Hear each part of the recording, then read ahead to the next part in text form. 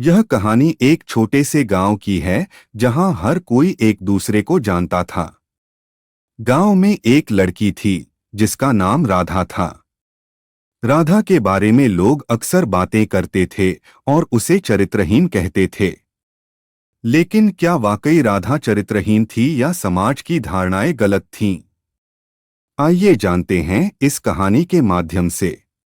राधा एक सामान्य लड़की थी जो अपने माता पिता के साथ रहती थी। वह सुंदर और हंसमुख स्वभाव की थी। गांव के लोग उसकी मुस्कान और सुंदरता की प्रशंसा करते थे। लेकिन कुछ लोग उसकी स्वतंत्रता और खुले विचारों से चिढ़ते थे। राधा अपने मन की करती थी और समाज के बंधनों से खुद को मुक्त रखती थी। गांव के कुछ लोग राधा के बारे में अफवाहें फैलाने लगे। उन्होंने कहा कि राधा का चरित्र ठीक नहीं है और वह कई लोगों से मिलती है। राधा के बारे में ये बातें धीरे धीरे पूरे गांव में फैल गईं। लोग उसे शक की निगाह से देखने लगे और उसकी प्रतिष्ठा को ठेस पहुंचने लगी। राधा ने इन अफवाहों का सामना करने का निर्णय लिया। उसने सोचा कि उसे अपनी सच्चाई को साबित करना होगा। उसने गांव वालों के सामने अपनी बात रखी। उसने कहा, मैंने कभी भी कोई गलत काम नहीं किया।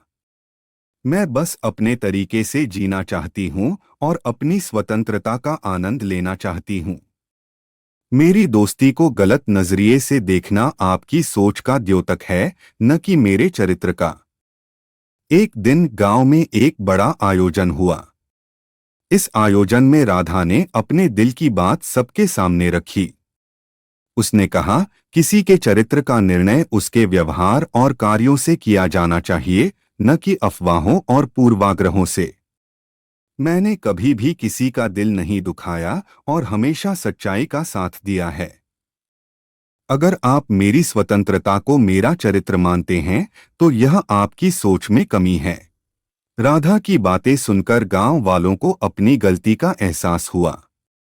उन्होंने समझा कि उन्होंने बिना सोचे समझे राधा के बारे में गलत धारणा बना ली थी।